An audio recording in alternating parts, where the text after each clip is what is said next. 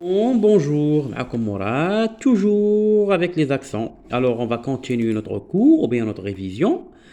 Alors, fin de la séance, on va voir quand est-ce qu'on ne doit pas mettre l'accent sur le E, même si on la prononce E.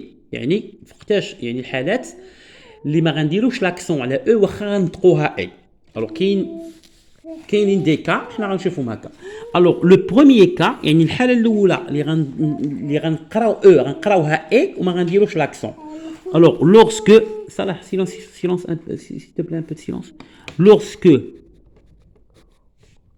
E la lettre E est suivie يعني ملي كتكون متبوعه est suivie de quoi de قولوا معايا مزيان.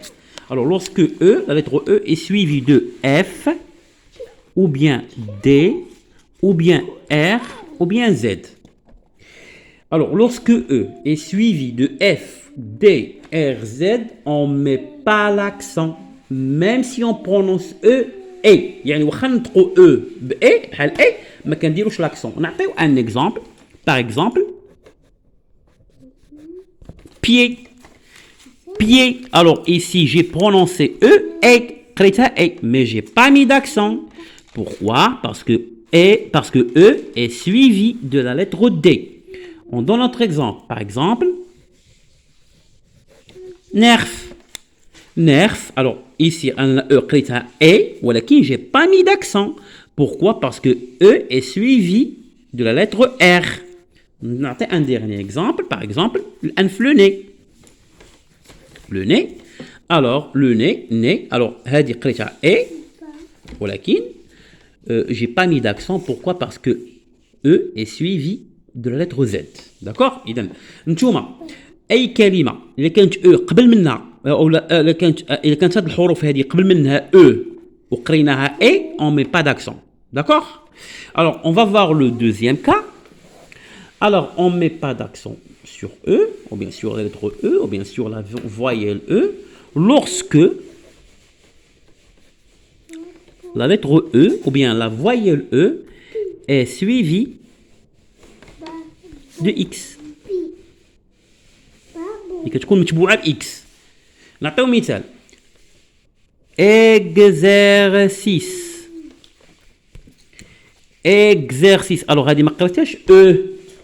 Exercice قريتها exercice. Alors هذه نطقتها E. Je l'ai prononcé E. ولكن j'ai pas mis d'accent. Pourquoi? Parce que E est suivi de X. ملي كتكون E متبوعة ب X ما كنديرش l'accent. D'accord? نعطيو مثال آخر. Un autre exemple. نعطيو هذه exemple. Alors exemple. Alors هنا E je l'ai prononcé E, mais on ne va pas faire d'accent, ou bien on ne va pas mettre d'accent. Pourquoi? Parce que E est suivi de X. D'accord? إذن إذا كانت E متبوعة ب X يعني غيجي قدامها X وكنا غنقراوها في الكلمة E ما كنديروش ليها l'accent. D'accord? Alors نعطيو le troisième cas. Alors, quand est-ce qu'on va pas mettre, ou bien contexte on met pas, ou bien quand est-ce qu'on va pas mettre l'accent sur le E, même si on la prononce E. الحالة الثالثة lorsque E est suivi des consonnes doubles. نشرحوا هذا. نعطيو اكزامبل باش تفهموا. الا خدينا مثلا terre. Alors terre. Alors هنا E نطقتها E ولكن علاش ما درتش l'accent؟ شنو قلنا؟ باسكو E est suivi des consonnes doubles. فين هما لي consonnes doubles؟ R عندنا deux consonnes doubles. عندي deux consonnes بحال. Alors ملي كتكون E تابعها deux consonnes بحال ما كنديروش ليها لاكسون واخا كنقراوها اي. نعطيو ان اكزامبل اخر مثلا ديسان.